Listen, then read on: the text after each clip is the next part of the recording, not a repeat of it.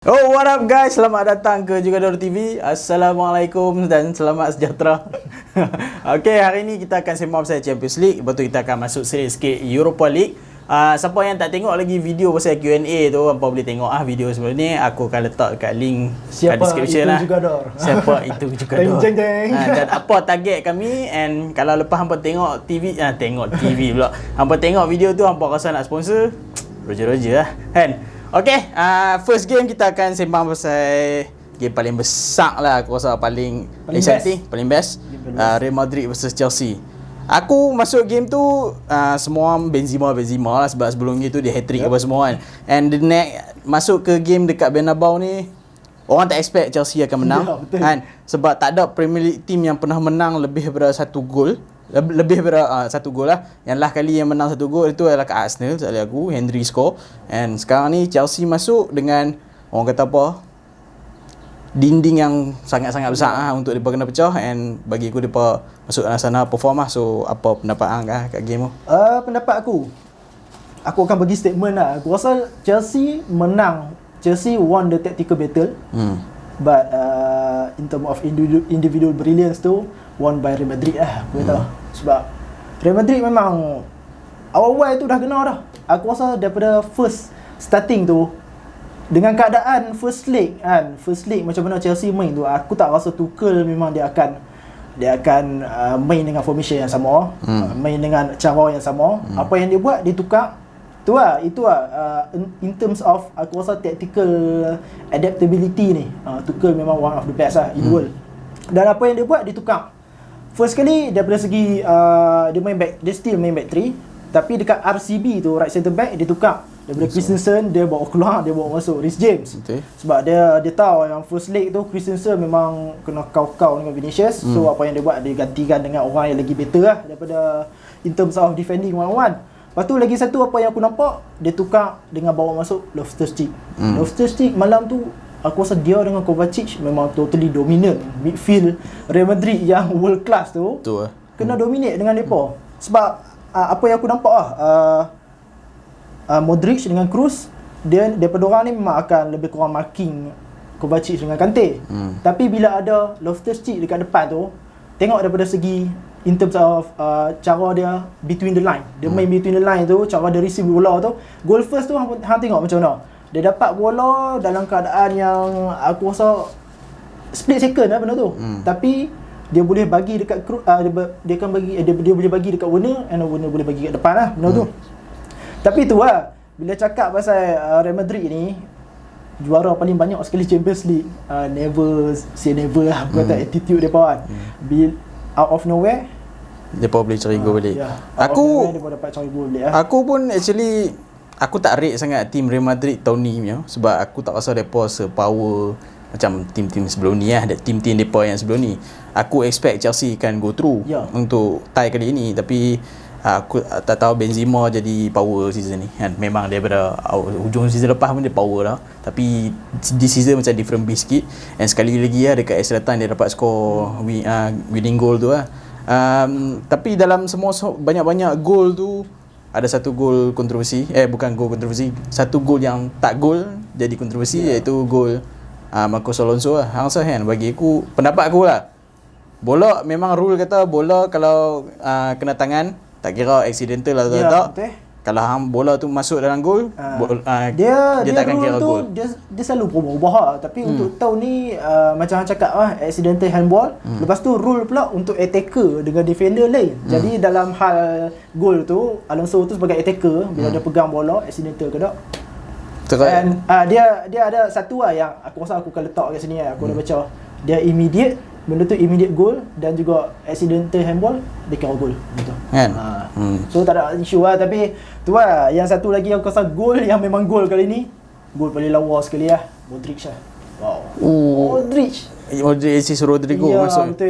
Yang tu dia punya outside foot tu legendary. Outside dia foot tu memang bagi aku legendary.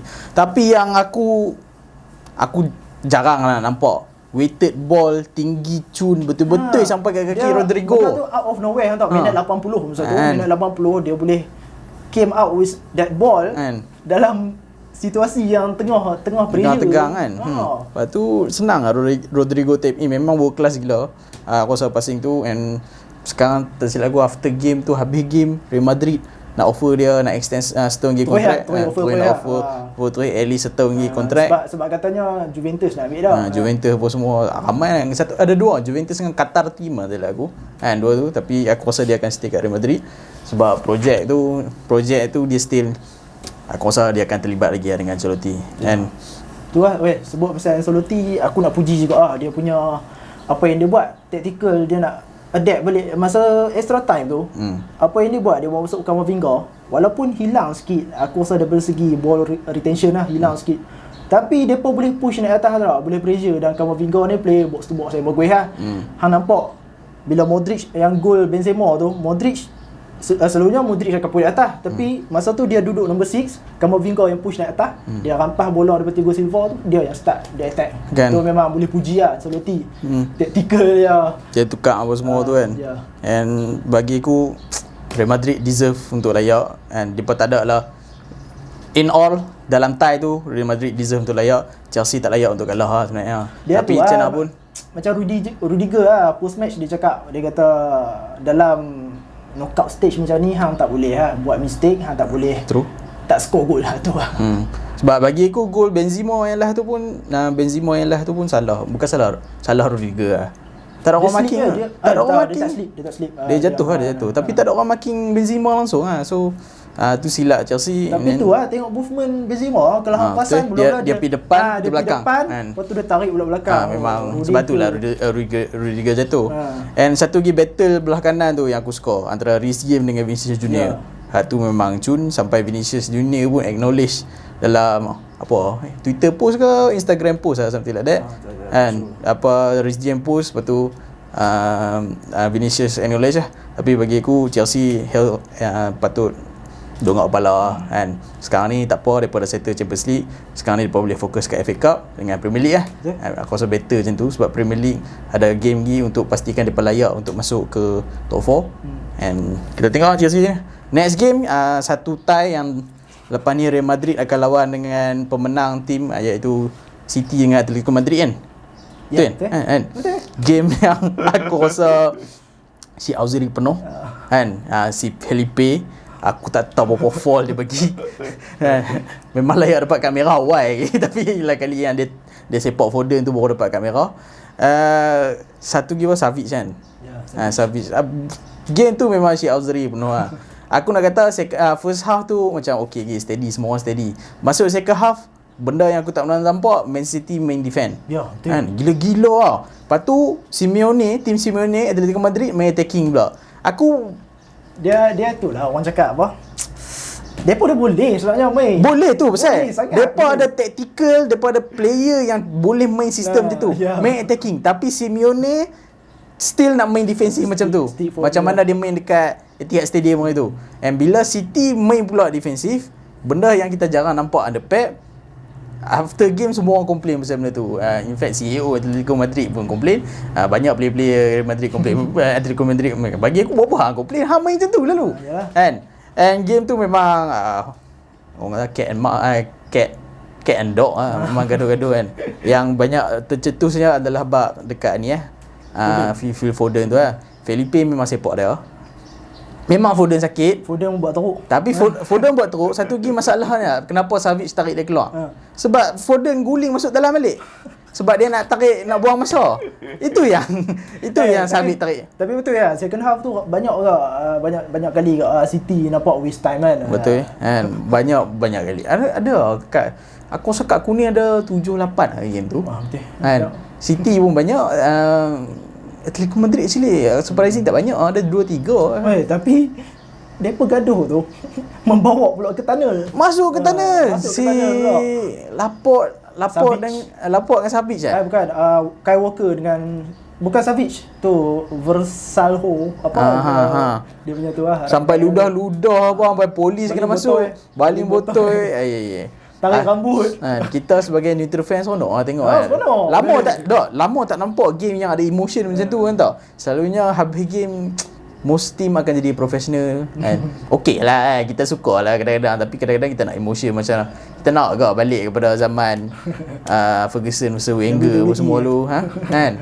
Syekh Auzari penuh, and aku rasa Atletico Madrid tak ada benda yang tak perlu komplain pun. Hang main macam tu.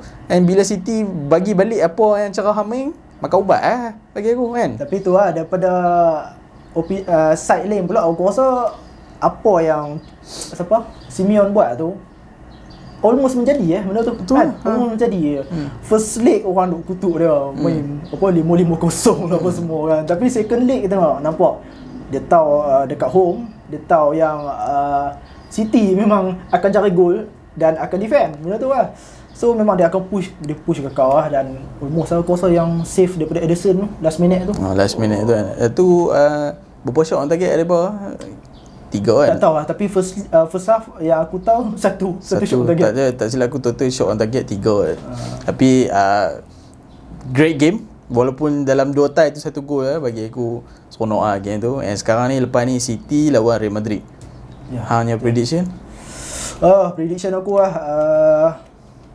aku go for City menang. City menang bukan Real Madrid Aku go for City lah. Aku rasa kalau Chelsea boleh buat apa yang boleh buat kepada Real Madrid macam tu kan. So City lagi boleh buat. Sama aku pilih City ke, tapi Real Madrid still ada chance lah. Dengan individual brilliance yang daripada Vinicius Junior tapi semua. Yang aku rasa satu yang rugi untuk City ni injury KDB injured, Kyle Walker injured sekarang ni, dan esok lawan Liverpool lah. Lepas start next round untuk Champions League next week? 2 minggu lagi. Okey, kita go kepada draw yang seterusnya, iaitu draw yang orang tak sangka, iaitu Bayern lawan Villarreal. Aku pun terkejut. First leg tu aku dah terkejut dah bergelar. Walaupun aku pun masa prediction aku kata 60-40 Bayern akan menang. Villarreal mesti ada chance and in fact benda tu jadi betul kan. Lepas tu main masuk second leg, masa press conference Nagelsmann siap cakap Villarreal main bagus tapi depa buat satu silap besar. Lalu depa tak kill the game depa tak kill kami so kami akan main ni untuk menang and depa dapat 1-0 tapi kali dia kena balik after press conference tu, post match game kena balik dengan Emery kata depa buat satu silap besar, depa tak kill the game. Aku gelas. Bagi aku Bayern bukan tak perform semalam, main solid, and cuma Villarreal aku rasa daripada satu attack tu, counter attack yang betul-betul deadly. Yang tu lah, and yang tu goal to score aku rasa tu yang specialty si Emery. Dekat knockout stage dia boleh buat benda-benda itu. Dia tahu dia lawan tim besar, dia tak ada caliber player macam Bayern Munich. Dia set up team dia untuk contain Bayern Munich untuk a total 70-80 minit, and kalau ada chances depa akan break kat fast break and mereka dapat skor. Benda tu yang jadi ikut skrip lah. Sebab mereka tahu yang Bayern main dekat home. Bila main dekat home ni memang hang kena bertanggungjawab untuk attack Fans pun memang akan demand untuk attack. Jadi mereka tahu yang Bayern Munich punya defender ni tak bagus mana. Aku abang kalau kata center back mereka tu fast transition memang kena makan dengan mereka. Tambah pula malam tu Nagelsmann dia buat silap. Dia letakkan formation yang aku rasa hyper attack, sangat-sangat hyper attack, 3-4-2-1, which is tu sama dengan Salzburg. In fact depa punya wingback tu literally a winger. Leroy Sané dengan Kingsley Coman. Jadi hang bayanglah bila winger ni yang memang untuk push naik atas, kadang-kadang tu jadi 3-6-1 tau. Bila hang kena break macam tu, makanan lah aku kata. Betul. Bayern aku rasa formation tu dia dah silap besar sebab dia memang ada estimate dia macam ni lah. Nagelsmann set up team dia untuk skor banyak. Tak kisah bola banyak mana, tapi untuk skor banyak. Tapi ini ada pun hanya skor sebiji. Tu pun siapa skor? Aku macam tak ingat gol dia, banyak sangat gol aku tengok. Apa? Siapa skor Bayern?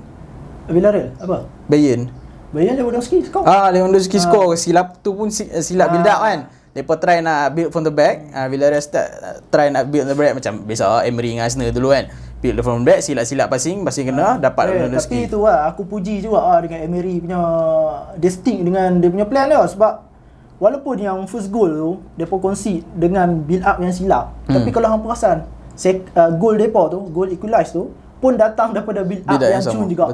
Parejo dapat dia yang buat mistake, tapi kali ni dia tak buat mistake lah. Dia, aku tak tahu dia trick siapa tau, dia tukar kaki tu and then dia pass terus ke Lo Celso, break tu. Lo Celso apa? Noing koe moe apa nama dia? Aku tak tahu. Kalau dia sebut Somewhere something. something tu lah. Tapi in the end Villarreal sekarang underdog lah bagi aku. The Giant Killer. The Giant Killer kan. Emery first time masuk semi final UCL and aku happy lah untuk dia sebagai fan Arsenal. Walaupun after the game hang tengok kalau Twitter Arsenal lah, Twitter Arsenal lah, fan Arsenal punya account Avi apa semua. Semua kata it's a mistake to fire him, ambil Arteta apa semua bagi dandan lah. Bagi aku ridiculous. Emery under dengan Arsenal dekat ujung-ujung tu memang dia teruk tau. And Aku tak rasa dia sebagus Arteta, aku tak rasa Arteta sebagus dengan dia. Aku tak tahu nak compare macam mana. Tapi bagi aku Emery still good coach. Memang coach yang bagus. Nampak dia berjaya dekat Champions League, aku suka. Itu lah, Villarreal bagi aku dia pun layak ataupun merit lah. Sebab aku tengok balik, kira dia daripada perjalanan depa macam mana depa boleh masuk ke Champions League tu. Okay, firstly lawan dengan semi-final. Semi-final menang dengan Arsenal, big team. And then final menang dengan MU. Masuk Super Cup kalah penalti dengan Chelsea 120 minit. And then masuk group stage. Group stage ni ada Atlanta, ada MU, ada tough patch. Tapi dia pun still layak juga. Dia pun still awal-awal teruk tau. Betul. Kat group stage. Dia pun kira game, aku rasa game ke-4, 5, 6 tu aku rasa dia pun push lah. Betul. Dan masuk knockout stage, Juventus kena tibai, Bayern kena tibai. So tu lah, Liverpool the next memang is kena berjaga-jaga. Next is Liverpool lah. Yang ketuk tu lah. Okay, bila sembang kita akan sembang pasal next Villarreal punya semi final match, iaitu lawan Liverpool. Liverpool akan hari tu lawan dengan Benfica. Depa dah leading 3-1 dah dekat main kat Benfica itu. Aku tak ingat stadium Benfica nama apa. Tapi sekarang ni bawa ke Anfield, and bagi aku Liverpool terjerat dengan highline depa. Sebab 2 gol tu walaupun awal-awal di rule out outside, preventable. Dua gol daripada Benfica tu rule out outside, tapi still in the end VAR tengok kata tak outside. So macam mana Liverpool? Liverpool walaupun aku rasa scoreline tu 3 sama, tapi bukan game dalam bahaya aku rasa Liverpool. Sebab first kali dengan scoreline 3-1 tu yang Liverpool dapat advantage tu, Klopp memang dia buat pertukaran sampai 7 orang tak tahu. Sebab dia tahu lepas ni lawan City, so dia buat aku rasa little bit of gamble. Mane tak main kan? Mane tak main, mana ada Salah tak main. Salah main ujung-ujung backline tu, the whole backline semua tukar kecuali Matip seorang betul. So aku rasa berbalik kepada offside trap tu. Sebab tu that's the reason. Sebab Klopp sendiri dia cakap, dia kata dia tukar backline tu kemarin baru dia fikir, and then depa cuma ada masa 30 minit untuk figure out macam nak main semua. Hak tu lah. Dan bila cakap pasal backline, pasal offside trap ni, aku rasa sebab tak ada Van Dijk tu lah.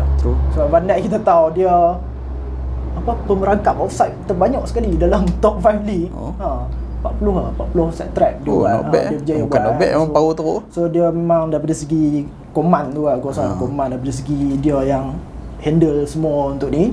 Dan back Liverpool yang lain still tak ada lah benda tu aku rasa. Tapi aku puji lah Benfica. Sebab Benfica plan dia pun sama macam City. Aku rasa lebih kurang itu. Dia pun pump bola naik atas, and then bila ada striker yang clinical macam Darwin Núñez ni, hang kadang-kadang cuma perlukan satu chance untuk score. Tapi Darwin Núñez memang padu dalam tu kan. Padu. Dia ada satu gol rule offside, satu gol, and then satu lagi yang save yang Darwin Núñez tak tahu macam mana Alisson boleh save bola tu. Darwin Núñez tu sekarang dia punya profile tinggi, dia punya harga dah semakin naik. 80-70. Hang kata itu dia really close dia 80 macam tu kan. And banyak team yang sekarang ni akan nak cucuk dia. Aku dengar MU, Chelsea, and Arsenal. Aku rasa, dan aku dengar mereka akan masuk balik sebab dia kata Stan Kroenke nak backup si Arteta kan. Tapi semua tu kena tengok Champions League lepas kada. And hang rasa Darwin Núñez ni sesuai dengan team mana? Pujian tertinggi aku boleh bagi kat dia ni, aku rasa dia nampak lebih kurang macam Cavani. Edison sebiji Cavani. Lebih kurang Cavani ni memang movement dia punya cara shoot dia, clinical dia apa semua. Dengan tinggi. Dia actually lagi tinggi daripada Cavani lah. Okay. Dalam Uruguay punya game lawan Port tu, aku tengok dia berdiri sebelah Torreira. Dia dengan Cavani. Dia lagi tinggi daripada Cavani. Kan? So Darwin Núñez ni aku rasa next best striker after yang itu transfer ke Juventus, Vlahovic yang available dekat market sekarang. Ada lagi, aku tahu ada lagi macam player macam Jonathan David apa semua tapi yang nak ada proven dekat Champions League sekarang adalah Darwin Núñez orang and aku rasa dia solid striker. Next season confirm dia akan pindah tim yang lebih besar. Betul lah, sebut pasal striker, alang-alang sebut pasal striker Bobby Firmino. Ya, striker seorang lagi. Solid shit. Firmino masa first league pula, masa first half tu pun memang dia main okey. Link up play dia memang cun gila, puas hati kita tengok dia main. Dan masa hari tu lawan City aku dah kata, bila tak ada dia ni aku rasa rugi. Sebab bila ada dia ni, pemain CDM, pemain paling deep midfield tu, mereka akan fikir dua kali macam mana nak handle dia ni kan. So aku rasa esok ni FA Cup semi final, aku rasa dia kena main lah. Cara dia main tu, dia kena ada. So prediction untuk Liverpool versus Villarreal. Aku stick dengan Liverpool lah. Stick dengan Liverpool lah kan. Aku pun stick dengan Liverpool lah. Aku sebab Liverpool sekarang 100% rekod daripada hari tu. Tak 100% lah seri dengan Benfica. Kalau dengan Inter? Kalau dengan Inter? Kalau Inter First leg second leg. Kalau dengan Inter 1-0 kan kalau kira tak ada 100% lah. Tapi rekod mereka untuk ni bagus dekat Champions League ni. And aku expect mereka untuk menang Villarreal lah. Semi-final ketiga dalam 5 tahun. Lepas tu still on route untuk quadruple. Hang asal boleh dapat dapat. Tapi dalam hati no. Tak tahu yang tu bergantung pada depa Tapi itu lah, kalau Liverpool tak boleh kalahkan Villarreal, hang memang tak layak masuk final lah. Tu kata cakap macam tu. True. Okey, tak apa. Aku stick juga dengan Liverpool akan menang. Kita dah habis Champions League, so kita akan selit-selit sikit lah Europa League. Kita akan masuk first game yang orang tak sangka main dekat Camp Nou, tapi kena tibai dengan Eintracht Frankfurt. So macam mana? First kali aku rasa controversial dah. Bukan setakat dari segi scoreline lah, tapi macam mana Frankfurt dia infiltrate Nou Camp tu sampai jadikan, aku tengok Nou Camp sampai putih. Daripada merah-merah tu jadi putih. Jadi putih. So 30,000 katanya, 30,000 fans yang duduk dalam stadium, padahal allocate-nya hanya 5,000 saja away fans. So nampak daripada situ, tapi bukan kata benda tu bukan alasan lah. Benda tu bukan alasan lah. Barca kena sampai 3-2. First kali kena 3-0 kan. And then dia comeback 2 biji tu. Sebab Barca memang main tak okey. Yalah, daripada segi chances creation tu ada, tapi striker depan pula Aubameyang. Apa biji? Apa cerita Aubameyang ni? Aku tahu lama dah. Aku tahu daripada dia tak skor. Aku appreciate dengan apa yang dia buat kat Arsenal, tapi bila hang nampak kat ujung-ujung dia dekat career Arsenal, hang nampak dia dah start tak scoring. Lepas tu dia adalah link up play dia tak cun. Tapi sebelum ni dia skor 30 gol, 20 gol. So hang macam mana pun link up play dia tak cun pun hang respect dia. Dia boleh buat gol. Tapi bila dia stop scoring gol, yang tu dia akan kacau teammate lain lah. And kacau game Arsenal lah. And aku faham kenapa Arteta terpaksa pindahkan dia. And semalam lawan Eintracht Frankfurt 2 biji chances yang biasa dia miss dekat Arsenal tu, benda tu lah dia buat. Satu tanduk, satu tempek, dua-dua terdapat, and dua-dua Ousmane Dembele yang buat. Kan? So tak tahu lah nak kata apa kat pasal. Tapi tu lah, Javi first league kan, dia kata Frankfurt ni bagi kering padang. So depa tak boleh main lah smooth tiki-taka mereka semua kan. And then turns up masuk second leg pun main dekat Nou Camp pun depa still kena. Tapi itu lah, aku impress gila dengan Frankfurt sebab depa punya cara pressing depa front three tu memang tutup habis. Depa memang tutup habis. Player yang Eric Garcia dengan Araujo, depa build up tu memang kena tutup habis. So bila kena pressure yang tu, and then Sergio Busquets receive bola dengan keadaan pressure, dia pun tak boleh escape tau. Padahal kita tahu Sergio Busquets ni macam mana kan. Tapi tu lah, dengan proses aku rasa dengan dia tour apa semua tu affected lah. So tu lah kena. Tapi Frankfurt aku habaq betul ya. Dia punya squad tu aku rasa aku kena 2 orang, 3 orang. Kan. Siapa? Kevin Trapp, keeper dia. Lepas tu Kostic tu lah, yang skor 2 biji tu. Aku kena 2 orang tu lah. Yang lain aku tak kenal ni. True kan. Tapi aku rasa Barca teruk sangat semalam. And walaupun depa minit kedua dah kena dapat penalti kan. Aku tak tahu pasal Eric Garcia buat. Memang penalti sungguh lah tu kan. Walaupun depa kami dapat skor sebiji, skor pada Busquets, lepas tu satu lagi penalti. Yang gol tu consolation lah bagi aku. Eintracht Frankfurt nampak tak in trouble langsung kan. So sayang depa ingatkan depa boleh menang Europa League. Nampak macam Xavi nak turn over depa punya season. Walaupun depa dah turn over actually daripada Liga Xavi ambil nombor 10 yang tu. Sekarang nombor 2 dalam Liga. And banyak nampak banyak improvement and orang expect depa menang Europa League lah. Tapi sekarang ni team besar-besar aku rasa mostly tak ada dalam Europa League dah kalah keluar. And satu gitar aku nak sembang adalah West Ham lah. Ni West Ham ni memang aku rasa antara favourite dah nak menang Europa League sekarang kan. Sebab yang tinggal adalah Leipzig. Siapa lagi? Leipzig Rangers. West Ham dengan Frankfurt. So aku tak nampak semi-final West Ham dengan siapa? West Ham akan lawan dengan Frankfurt. West Ham dengan Frankfurt kan. Dengan cara semalam depa tibai Lyon, West Ham, hang rasa depa boleh menang Europa League? Aku akan support lah. Tu lah. Aku akan support lah kalau kata macam ni. Aku tak boleh support di London. English team lah. Sebab itulah pujian tertinggi aku lah kepada David Moyes. Aku rasa bawa daripada relegation punya team boleh sampai semi-final European pertama sekali. Pertama dalam 46 tahun ni pun. Kan.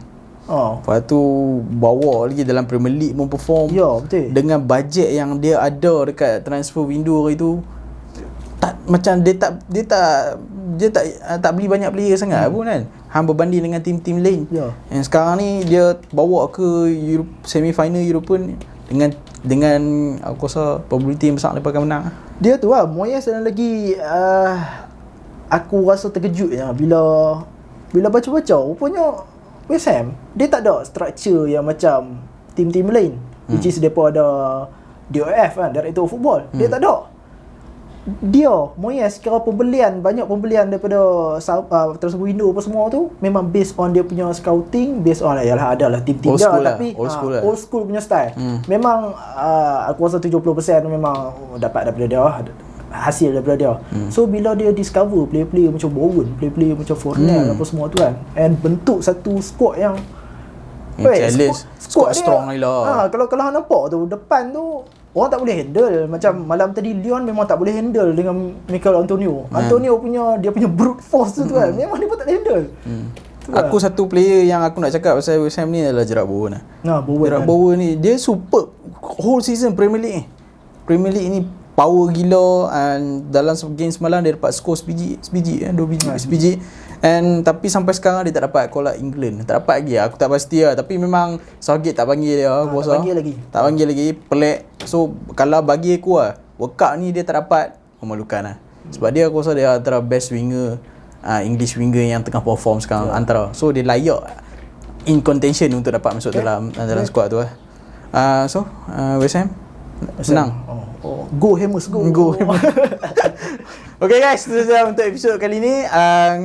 Lepas ni apa? Ada FA Cup Sabtu Ahad ni dengan Premier League. Malam ni. Sorry. Kami rekod Jumaat. So Sabtu. Hampa pandai-pandai fikir. Okay. Kita jumpa next video guys. Take care and peace.